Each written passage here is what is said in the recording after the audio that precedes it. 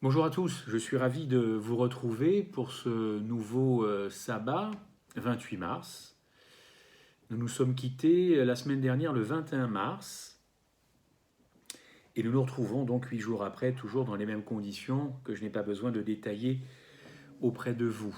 Je vous souhaite un bon sabbat, chers amis, chers frères et sœurs, et que la paix de Dieu nous accompagne ainsi évidemment que sa grâce. Je voulais vous entretenir ce matin sur le thème de la cécité.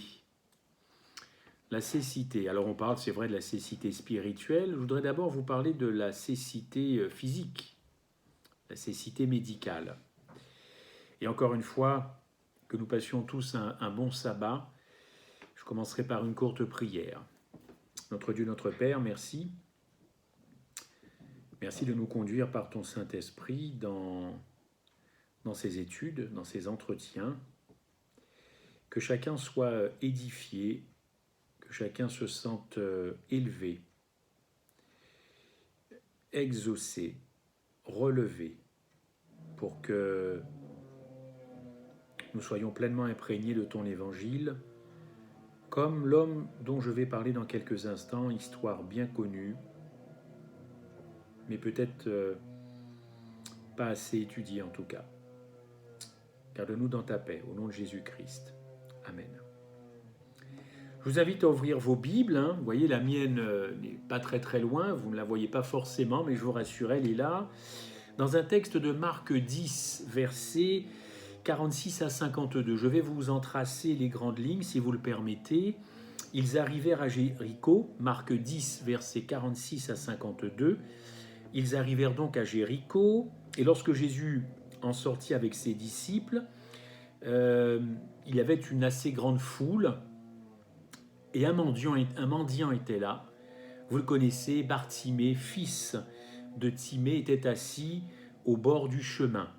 Il entendit que c'était Jésus de Nazareth, qui approchait, et il se mit à crier, « Fils de David, Jésus, aie pitié de moi. » Plusieurs lui firent le reproche de se taire. Mais il criait d'autant plus fort, « Fils de David, aie pitié de moi. » Jésus s'arrêta et dit, « Appelez-le. » Ils l'appelèrent, l'aveugle, en lui disant, « Prends courage, lève-toi. » L'aveugle jeta son manteau, se leva d'un bond et vint vers Jésus. Et Jésus prit la parole et lui dit, « Que veux-tu que je fasse ?» Rabouni, lui dit l'aveugle, « Que je recouvre la vue. » Et Jésus lui dit, « Va, ta foi t'a sauvé. » Aussitôt il recouvra la vue et se mit à suivre Jésus sur le chemin. Le contexte de ce récit montre un Jésus-Christ en route pour Jérusalem, pour la fête de la Pâque, mais aussi, et cela était synonyme de la Pâque, en route pour le calvaire, et sa mort sur la croix pour vos péchés, pour les miens. Dans Marc 10, nous découvrons que le Maître utilise une approche novatrice de partage de l'Évangile. Ici, il n'utilise ni symbole, ni miracle, ni même parabole, ni type antitype, ni proverbe. J'espère que vous le remarquez. Au contraire, le Christ utilise des paradoxes pour simplifier son point de vue. Alors, pour rappel, un paradoxe, c'est une affirmation qui semble se contredire et pourtant qui exprime une vérité ou un principe. Je vous donne quelques exemples, évidemment, de paradoxes. On en trouve dans la Bible. Quand je suis faible, c'est alors que je suis fort. Évidemment, 2 Corinthiens 12. En se décrivant comme attristé et toujours joyeux, c'est toujours Paul qui parle, attristé et joyeux. Paradoxe, 2 Corinthiens 6. L'apôtre Paul se sert à nouveau de paradoxe pour approfondir son propos. Au lieu de prêcher un long sermon, Jésus a partagé 5 leçons importantes. Faisons 5 déclarations paradoxales que vous retrouvez en Marc 10. Alors, 2 seront 1, évidemment, paradoxe, Marc 10. Les adultes seront comme des enfants. Si on est un adulte, on n'est pas encore tout à fait, ou plutôt si on est un enfant, on n'est pas tout à fait encore un adulte, paradoxe. celui qui est très connu, les premiers seront les derniers. Ça, c'est quand même un petit peu fort. Les premiers seront les derniers. À vue humaine, hein, j'entends bien, vous m'avez compris. Les serviteurs dirigeront. En général, quand on est un serviteur, on ne dirige pas, et inversement. Et puis peut-être, le paradoxe le plus connu de la Bible, les pauvres seront riches. Vous l'avez compris, Marc 10. Dans le cinquième paradoxe, mentionné dans Marc 10, 46, 52, Jésus met en lumière l'histoire d'un pauvre mendiant qui est transformé lorsque sa pauvreté va rencontrer l'abondance de Jésus. Une pauvreté qui est transformée en abondance. Et il va devenir, ce Bartimée, instantanément riche, mais riche de quoi? Eh bien, riche de tout ce qu'il avait toujours désiré, chers amis. Recouvrer la vue. Voilà sa richesse à Bartimée. Je ne suis pas non-voyant, je ne sais pas ce que c'est que d'être un non-voyant. Je suis né voyant, j'espère quitter cette terre voyant, donc je ne sais pas ce que c'est que d'être un non-voyant. Je n'estime pas cette richesse. Bartimée, lui, savait ce que c'est que de ne pas voir. Et ensuite, je vous raconte l'histoire. Alors, un érudit biblique suggère qu'une grande foule suivait Jésus et ses disciples sur le chemin de la Pâque en quittant Jéricho. Il y avait un voyage à peu près de 19 kilomètres entre Jéricho et Jérusalem. Alors c'est vrai que dans la Bible, il pourrait y avoir une contradiction entre deux textes, Marc 10, verset 46 et Luc 18, verset 35. Pourquoi? Parce que dans le premier texte, il est écrit « Lorsque Jésus sortit de Jéricho », et dans le texte de Luc, comme Jésus entrait dans Jéricho. Vous avouerez que quand on sort, on sait qu'on sort, et si en plus il y a des témoins qui attestent cela, et quand vous rentrez quelque part, on ne peut pas dire que vous en sortez. Tout simplement, il y avait deux Jéricho dans la Bible. Il y avait une vieille ville, tout en ruine, et l'autre, celle que l'on connaît avec les murailles. Donc, petite contradiction qui n'enlève rien, en tout cas, à cette histoire. Le récit de Marc continue au chapitre 10 et au verset 47. Il entendit que Jésus de Nazareth, que c'était Jésus de Nazareth. Et il se mit à crier, « Fils de David, Jésus, aie pitié de moi. » Il est intéressant de noter que chez une personne aveugle, eh bien, les autres sens ont tendance à être exacerbés. Je pense que vous serez d'accord avec moi. Une forme de compensation des sens. C'est la merveilleuse manière, d'ailleurs pour le corps, de compenser justement la perte de l'un des sens. Les villes du Moyen-Orient, vous le savez, étaient bruyantes à l'époque de Jésus, et encore plus à l'époque de la Pâque. Tout le monde convergeait vers Jérusalem. Tout le monde juif convergeait vers Jérusalem. Donc, beaucoup de circulation de biens, beaucoup de circulation de personnes, ça tranche un petit peu avec la situation dans laquelle nous vivons, et tout le monde venait à Jérusalem. Alors, vous pouvez imaginer un petit peu le niveau de décibels qui pouvait régner, plutôt élevé, là il y aurait des contraventions à distribuer. Cependant, pour Bartimée, dont la survie dépendait de l'attention qu'il portait à tout ce qui se passait autour de lui, la rumeur qu'un homme aussi puissamment loin que Jésus, qui était dans ce voisinage immédiat, était donc une occasion qu'il ne pouvait pas laisser passer. Il ne pouvait pas laisser passer. Les commentateurs suggèrent que la renommée de Jésus, eh bien, la suivait, sa réputation évidemment le suivait en tant que thaumaturge, c'est-à-dire en tant que guérisseur. Et cette réputation s'était répandue dans toutes les campagnes environnantes. Et peut-être qu'il y avait effectivement déjà ce petit grain de sénévé, n'est-ce pas? Ce petit grain de moutarde qui s'appelle la foi dans le cœur de Bartimée. Dans le cœur de Bartimée. Alors oui, ce Bartimée est là, il attend le Christ, Messie, l'envoyé de Dieu. Ah, Bartimée était peut-être aveugle, mais il n'était pas stupide. Il était même au fait de la théologie juive et de l'histoire de la nation juive, puisque quand il interpelle Jésus, il dit « fils de David ». Est-ce que vous avez cherché à comprendre un petit peu cela? Fils de David. Alors il ne le dit pas à une reprise, mais vous le savez, il le dit à 2 reprises. Pourquoi je vous dis ça?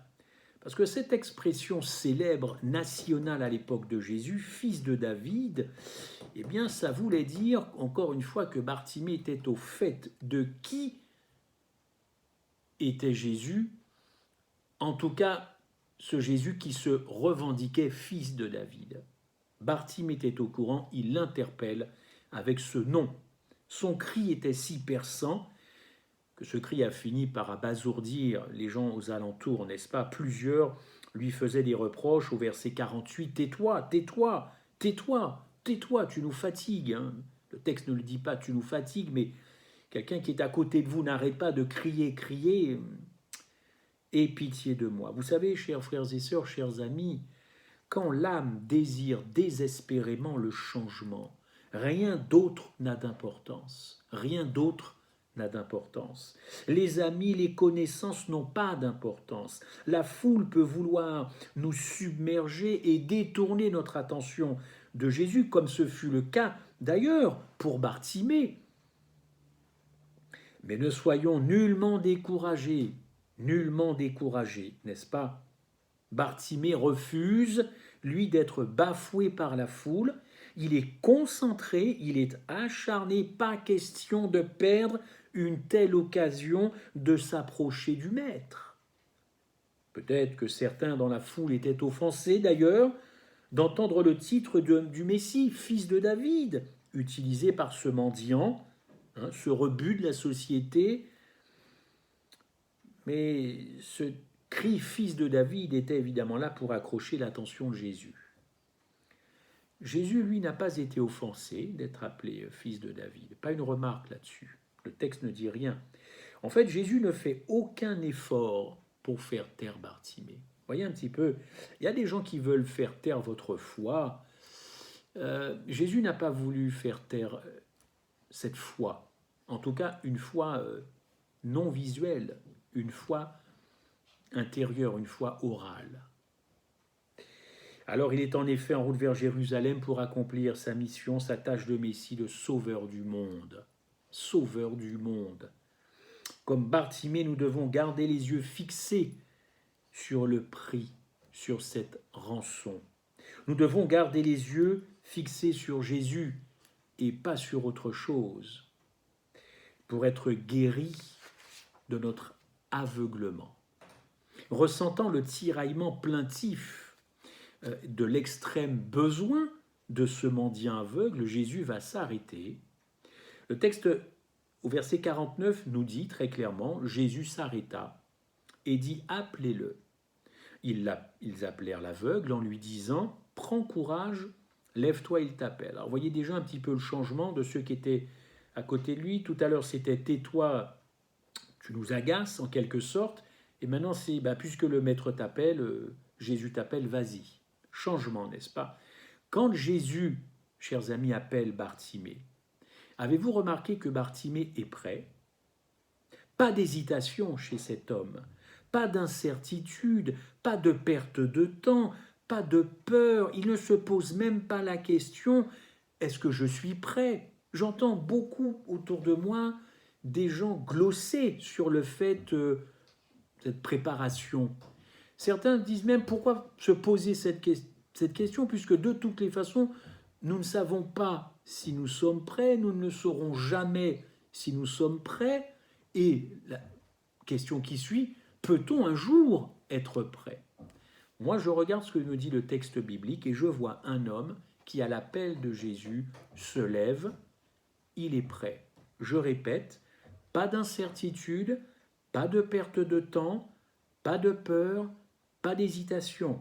Il se lève. Rien n'est plus important pour Bartimée que de se connecter, de répondre à Jésus-Christ, la source de tout bien, la source de la toute-puissance, la source de toute la compassion, le pourvoyeur à tous nos besoins.